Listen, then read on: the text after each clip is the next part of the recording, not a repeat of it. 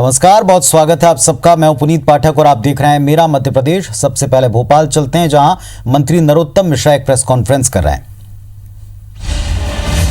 कल क्यों रेफर किए, क्या परिस्थिति थी, बहुत सारे बिंदुओं और भी कई बिंदु होंगे जो उन्हें दिए जाएंगे।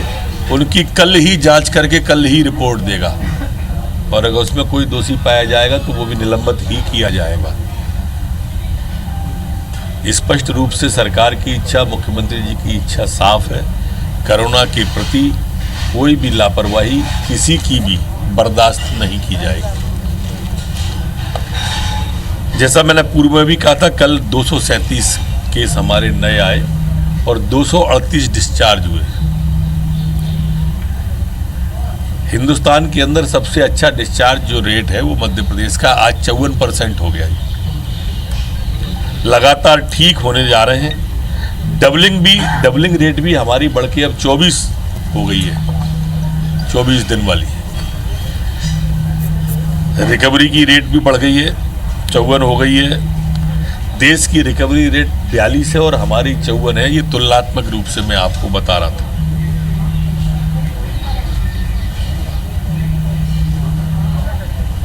आज तक हम 7,261 कुल प्रकरण हमारे जांच में पाए गए, जिसमें से ठीक हुए 3,927 और वर्तमान में रनिंग है 3,027।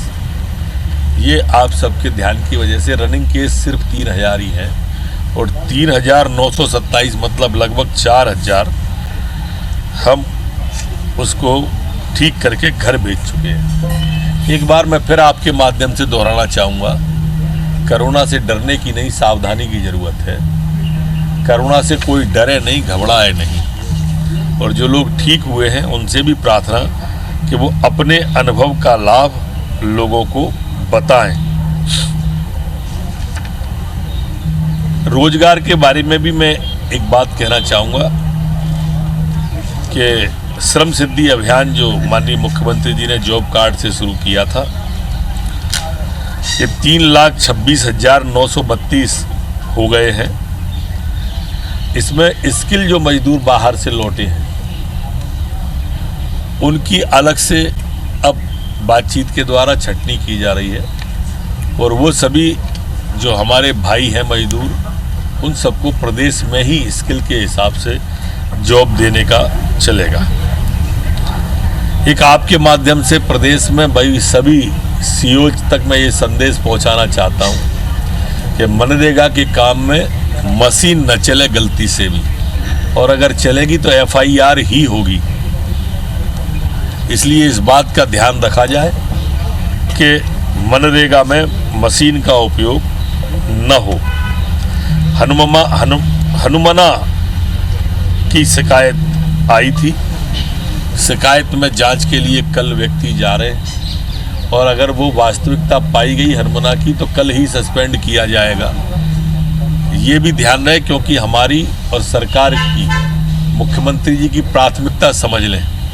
हमें हर हाथ को काम देना है, उन मजदूरों को काम देना है जो बड़ी संख्या में आए हैं।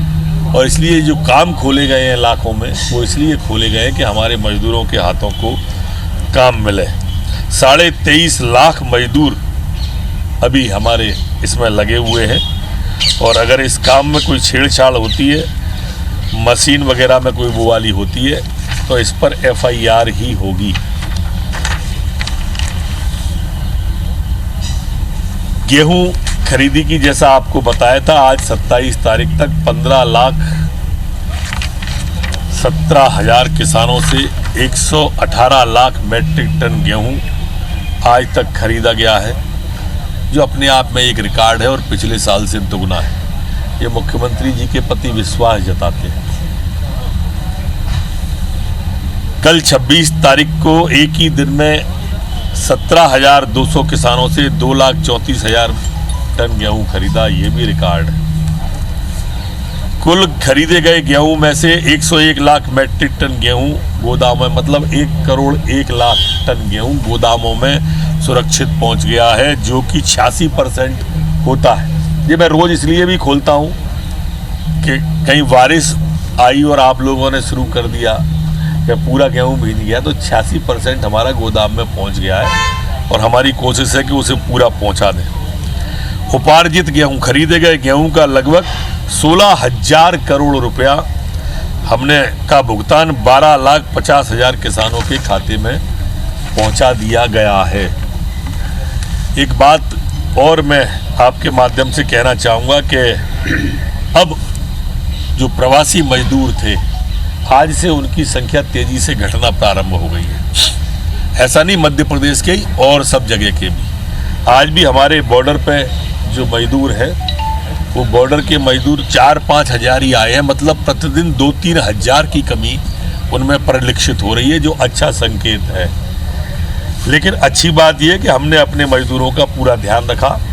आज तक गुजरात से 2,10,000 और राजस्थान से 1,22,000 मजदूर आ चुके हैं। महाराष्ट्र से 1,29,000 श्रमिक वापस लाए गए हैं। इसके अलावा गोवा, दिल्ली, पंजाब, हरियाणा, केरल, आंध्र प्रदेश, तमिलनाडु। तो मंत्री आपको बता रहे थे कि मध्य प्रदेश सरकार क्या क्या कदम इन दिनों उठा रही है, कैबिनेट में किस तरह के फैसले हुए हैं और सरकार के इस कोरोना संकट के समय राहत देने वाले कौन से कदम हो सकते हैं। खबरों में आगे बढ़ते हैं। मध्य प्रदेश में एक बार फिर से मंत्रिमंडल विस्तार की अटकलें तेज हैं और इन अटकलों को बल मिल रहा है बीजेपी दफ्तर में होने वाली बैठक और हलचल से। मुख्यमंत्री शिवराज सिंह चौहान ने कल रात और आज सुबह दूसरी बार प्रदेश मुख्यालय पहुंचकर नेताओं से बातचीत की। प्रदेश अध्यक्ष बीडी शर्मा, संगठन महामंत्री सुहास भगत के साथ चर्चा बंद कमरे में हुई है। संभव है कि चर्चा मंत्रिमंडल में शामिल होने वाले नाम को लेकर है। सभी नाम तय होते ही जल्दी विस्तार की तारीख सामने आ सकती है। बैठक के बाद मीडिया से बात करते हुए सीएम शिवराज ने संकेत दिया कि जल्दी ही मंत्रिमंडल विस्तार किया जाएगा। मंत्रिमंडल में इस बार 23 से 24 मंत्रियों को शामिल कर सकते हैं। फिलहाल शिवराज मंत्रिमंडल में केवल 5 मंत्री शामिल हैं। बीजेपी से मंत्री पद के दावेदार या संभावित नाम भूपेंद्र सिंह, गोपाल भार्गव, रामपाल सिंह, अजय बिश्नोई, गौरीशंकर बिसेन, संजय पाठक, विश्वास सारंग, अरविंद भदौरिया, ओम प्रकाश सकलेचा, यशपाल सिंह सिसोदिया, हरिशंकर खटी, प्रदीप लारिया, मोहन यादव, रमेश मेंदोला, केदार शुक्ला और गिरीश गौतम हैं। इसके अलावा सिंधिया खेमे से जो मंत्री पद के दावेदार हैं, उनमें इमरती देवी, महेंद्र सिंह सिसोदिया, प्रद्युमन सिंह तोमर, प्रभुराम चौधरी, ऐदल सिंह कंसाना, हरदीप सिंह डंग, बिसाहूलाल सिंह, राजवर्धन सिंह दत्तीगांव और रणवीर जाटव के नाम हैं।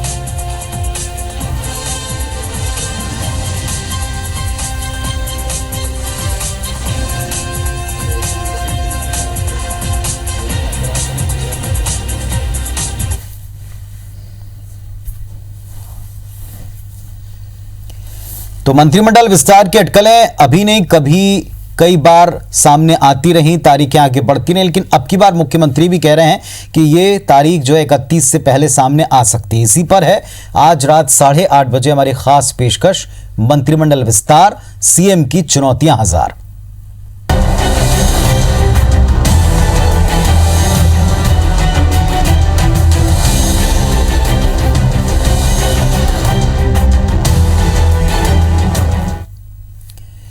मध्य प्रदेश में आगामी दिनों में 24 विधानसभा सीटों पर उपचुनाव हैं। बीजेपी के लिए कड़ी परीक्षा है।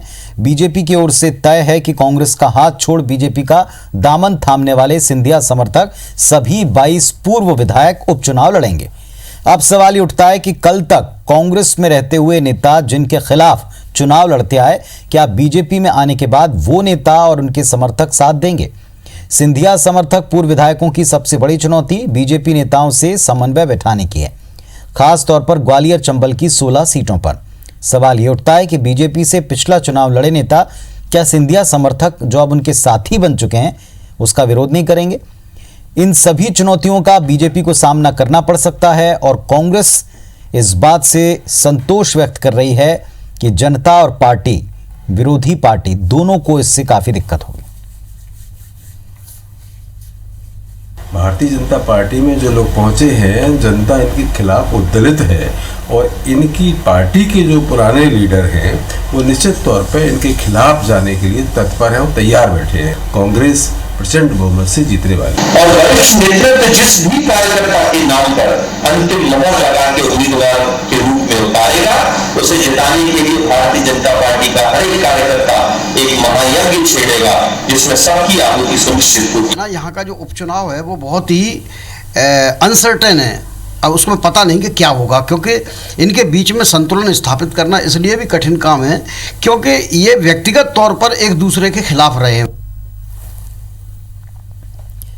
मध्य प्रदेश में उपचुनाव को लेकर सियासी सरगर्मियां काफी बढ़ चुकी हैं। पूर्व मुख्यमंत्री कमलनाथ ने कहा है कि उनका पूरा ध्यान 24 सीटों पर होने वाले उपचुनाव पर है। दावा किया कि कांग्रेस पार्टी 20 से 22 सीटें जीतेगी और सत्ता में पुनः वापसी करेगी।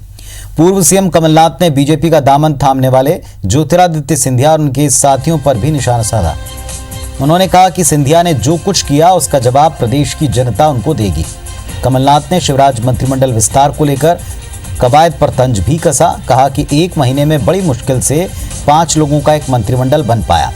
15 दिन से रोज सुन रहा हूं कि आज बनेगा, कल बनेगा, अब देखो आखिर कब बनता है। गिरती देखी है और मैं सिद्धांतिक रूप से कोई सौदा करने के चक्कर में नहीं था। अब किसी पद के लिए सौदा कर लो, मैं इसके पक्ष में नहीं था। मैं अपने सामाजिक और नैतिक मूल्यों से सौदा नहीं करने वाला था। वित्तीय स्थिति जो है प्रदेश की, इसको देखते हुए और मैं जो कर सकता हूँ भोपाल में मैं करूँगा। अभी मेरा पूरा ध्यान 24 उपचुनावों में है। मैंने पिछले 2 महीने केवल 24 विधानसभा में ध्यान दिया है। छिंदवाड़ा पहुंचे पूर्व मुख्यमंत्री कमलनाथ ने कोरोना संक्रमण से को लेकर के और किसान मजदूरों की परेशानी, उद्योग धंधों की खराब स्थिति, इन सब पर शिवराज सरकार पर जमकर हमला बोला। कमलनाथ ने कहा, सीएम रहते जब मैंने कोविड-19 की बात की थी तो शिवराज सिंह ने कहा था कमलनाथ कोई ज्योतिषी हैं क्या? उस समय प्रदेश में एक भी कोरोना मरीज नहीं था। आज पूरा प्रदेश संक्रमण के खतरे से जूझ रहा है। कमलनाथ ने आरोप लगाया कि बीजेपी को सिर्फ जोड़ तोड़ और खरीद फरोख्त करके सरकार गिराने और अपनी सरकार बनाने की चिंता थी। आज किसान परेशान है, मजदूर परेशान है, आर्थिक तंत्र पूरी तरह चौपट है, लेकिन बीजेपी सरकार को फिक्र नहीं। कमलनाथ ने कहा, इतिहास में पहली बार ऐसा हुआ जब खरीद फरोख्त करते हुए सरकार गिराई गई और सरकार बनाई गई। उन्होंने उपचुनाव में अधिकतम सीटें जीतकर फिर से सत्ता वापसी का दावा भी किया।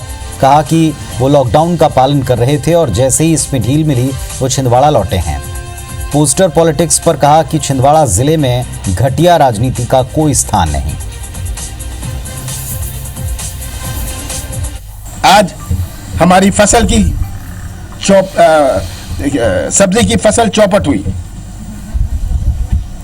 हमारे किसानों को कितना कष्ट हो रहा है, कितने किलोमीटर चलना है, कितना पैसा मिल रहा है।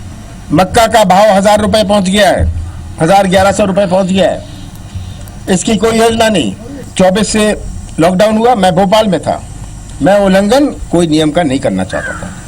कुछ लोग कह रहे हैं घटिया राजनीति करने वाले। हमारे जिले में घटिया राजनीति का कोई स्थान नहीं रहा। आज दुख की बात है कि घटिया राजनीति का भी उत्पादन हो रहा है। मैं आता तो नियम का उल्लंघन होता। 3 दिन पहले ये छूट हुई, मैं तीसरे दिन पहुंच गया। भिंड के गांधी मार्केट के पास चल रही सीवर खुदाई के दौरान मिट्टी धंसकी और 2 मजदूर उसमें दब गए। 1 घंटे तक रेस्क्यू चला। इसके बाद दोनों को बाहर निकाला गया। गड्ढे से पार निकालकर दोनों मजदूरों को अस्पताल भिजवाया गया। ये तस्वीरें जो आप देख पा रहे हैं ये किसी को भी विचलित कर सकती हैं। मजदूर पूरा का पूरा मिट्टी में दबता चला गया। गनीमत ये रही कि उसका सिर बाहर था, वरना यह हादसा जानलेवा हो सकता था। हादसे की खबर लगती मौके पर लोगों की भीड़ जमा हो गई। हर कोई हौसला दे रहा था।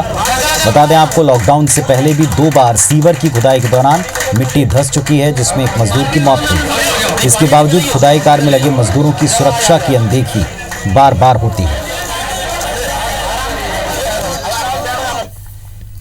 बालाघाट के आमा टोला गांव के ग्रामीण बीते शनिवार को पुलिस फायरिंग की घटना से दहशत में है। दरअसल पुलिस को नक्सली गतिविधियों की सूचना मिलने पर पुलिस घात लगाए बैठी थी और इसी दौरान 2 ग्रामीण लमकू मरकाम और अगनू मरकाम अपनी भैंस ढूंढने जंगल गए थे। साथ ही पालतू कुत्ता था। भैंस नहीं मिली तो देर रात को वो अपने घर लौट रहे थे, जहां पुलिस के कुत्तों ने ग्रामीणों के कुत्ते पर हमला कर दिया और कुत्ते को बचाने के लिए ग्रामीण चिल्लाए तो पुलिस नक्सली समझकर उन पर फायरिंग शुरू कर दी। दोनों भाई किसी तरह पुलिस की गोलियों से बचे घर पहुंचे। इस घटना के बाद से पूरा गांव दहशत में है। हालांकि घटना की जानकारी मिलने पर विधायक संजय उइके ने गांव और घटनास्थल पहुंचकर पूरी जानकारी ली। एसपी अभिषेक तिवारी ने घटना की जांच कराने और ग्रामीणों को भयमुक्त करने की बात कही है। फिर हम सुबह गए भैंस ढूंढने 8 बजे, ढूंढते ढूंढते आते आते हमको रात हो गए। फिर समय हुआ करके हम लोग रास्ते से आ रहे थे, तो यहाँ कोई आदमी है करके हम मालूम नहीं था हमको। वहाँ फिर उनके पास कुत्ते थे, वो भी और हमारे पास 2 कुत्ते लड़ रहे थे, उसको छोड़ा रहे थे हम लोग। तो उसी समय फिर गोली चल गया। फिर हम डर गए, उसके लिए फिर भागने लग गए। फिर अब वो नामालूम पुलिस वाले होगा चलाने वाला, अब कौन चलाएगा? अब वो तो मेरा बच्चा दिन को भेजा था सवेरे में, तो उनको फिर रखा के खेत दिए कि जो पुलिस की जंगल में कार्रवाई चलती है तो गांव वालों को भी पता है, और कभी भी इस तरह का किसी गांव वाले को, किसी भी अपने नागरिक को उससे चिंता करने की आवश्यकता नहीं है। परंतु यदि वो अपने काम से, यदि वो नक्सलियों के साथ नहीं है, तो किसी को भी घबराने की जरूरत नहीं है। देश सेवा और अपने फर्ज को पूरा करने का जज्बा अगर दिल में हो तो वो इंसान कुछ भी कर सकता है। कुछ ऐसा कर दिखाया मुरैना जिले के अंबा की सुधा तोमर ने। 23 साल की उम्र में सुधा ने वो कर दिखाया जिसको देखकर हर लड़की के भीतर देश सेवा का जज्बा जागे। सुधा ने अपनी ड्यूटी पर पहुंचने के लिए 650 किलोमीटर का सफर स्कूटी पर तय किया। सुधा पुलिस कांस्टेबल पद पर इंदौर के महू थाने में कार्यरत है। लॉकडाउन के पहले वो अपनी बहन की शादी के लिए 5 दिन की छुट्टी पर आई थी। लॉकडाउन के चलते वो यहाँ पर फंस गई। अब जब स्टाफ की कमी पड़ी और उसे बात बताई गई तो स्कूटी से ही उसने निकलने का फैसला लिया और अपने पिता के साथ वो स्कूटी लेकर निकल पड़ी। 16 घंटे का ये सफ़र तय किया और दूसरे दिन थाने पर उसने आमद दे दी। पिता ने भी अपनी बेटी के इस फैसले में उसका साथ दिया, उसके साथ सफ़र किया। 600 किलोमीटर है। आपको 16 घंटे लगे। हम लोग सुबह 4 बजे से चले थे और रात को 8 बजे। हाँ, मैं महू थाने के कांस्टेबल। जैसे मैंने सोचा चलो इतना ज़्यादा नहीं करते हैं, चलते हैं, थोड़ी प्रॉब्लम होगी लेकिन उन लोगों को सहूलियत हो जाएगी तो ज़्यादा बेहतर है। तो ऑपरेटर ने बोल रही थी कि मेरे जो साथी है वो परेशान हो रहे हैं, तो ये जाना है। तो मैं बोला बिल्कुल सही है तेरा विचार, लेकिन अकेला नहीं है, मैं साथ में चलूँगा छोड़ने के लिए। तो इसलिए उसके साथ में छोड़ने के लिए महू थाने तक मैं आया और स्कूटी का सफ़र था, इसलिए साथ में आना मेरे जरूरी समझा, इसलिए मैं इसके साथ चला आया। मैं प्राइवेट जॉब में हूँ। एक बड़ी खबर श्योपुर से। कांग्रेस विधायक बाबू जंडेल को धमकी मिली है। विधायक की गाड़ी के सामने गाड़ी अड़ाकर धमकी दी। विधायक समर्थकों के साथ पहुंचे हैं थाने। अज्ञात लोगों पर धमकी देने का आरोप लगाया। कोतवाली थाना क्षेत्र का मामला है। तो विधायक समर्थकों के साथ थाने पहुंचे शिकायत करने के लिए। बाबू जंडेल जो विधायक हैं उनको धमकी मिली है। अज्ञात लोगों ने गाड़ी के सामने गाड़ी लगाकर गाड़ी का रास्ता रोका और उनको धमकाया है। कोतवाली थाना क्षेत्र का मामला है।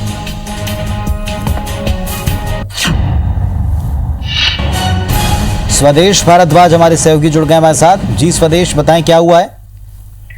देखिए, जिस प्रकार विधायक जो बाबू जंडेल है उन्होंने बताया कि आज वो कार्यालय से घर की ओर जा रहे थे तो यहाँ पेट्रोल पंप के सामने कुछ अज्ञात लोगों ने पहले मारुति सुजुकी की ब्रेजा गाड़ी से उनके सामने कट दिया और फिर वो आगे निकल गए। जब विधायक दोबारा घर की ओर निकले तो वहाँ पटेल चौक पे उन्होंने गाड़ी रोकी और विधायक की गाड़ी के अड़ाकर और धमकी दी। वहाँ जब गनर विधायक का गनर जब उनको समझाने पहुंचा तो उनसे भी गाली गलौज की और साथ ही विधायक से भी गाली गलौज की और वहाँ टक्कर देके वहां से रवाना हो गए। इस बीच विधायक के साथ में वहाँ 100 डायल की टीम भी खड़ी थी, उन्होंने भी ये चीज देखी और तत्काल पुलिस को सूचना दी। विधायक अपने गनर के साथ तत्काल थाने पहुंचे तो उनके साथ जो समर्थक थे और जिनको पता लगी वो लोग थाने पहुंचे तो वहां डीएसपी को पूरा मामला समझाया।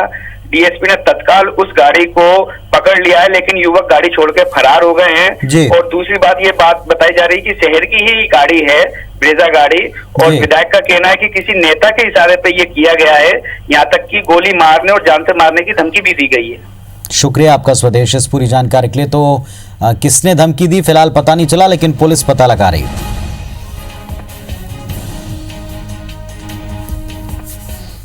चलिए कुछ खबरें देखते हैं तेजी से।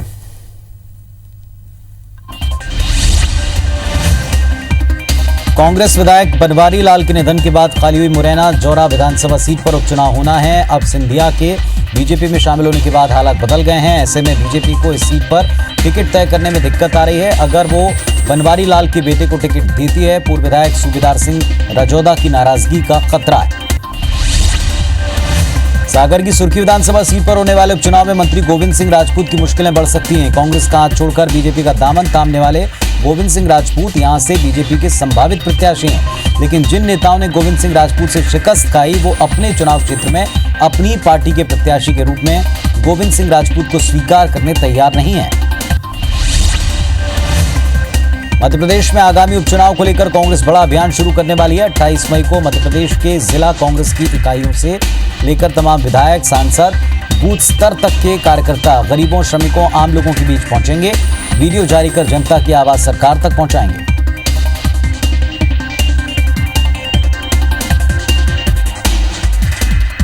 मध्य प्रदेश में कांग्रेस ने गेहूं खरीदी में गड़बड़ी का आरोप लगाया। इसके साथ ही गेहूं उपार्जन की तारीख बढ़ाने की मांग की। पूर्व कृषि मंत्री सचिन यादव ने मुख्यमंत्री को पत्र लिखकर गेहूं खरीदी की तारीख 31 मई से बढ़ाकर 15 जून करने की मांग की।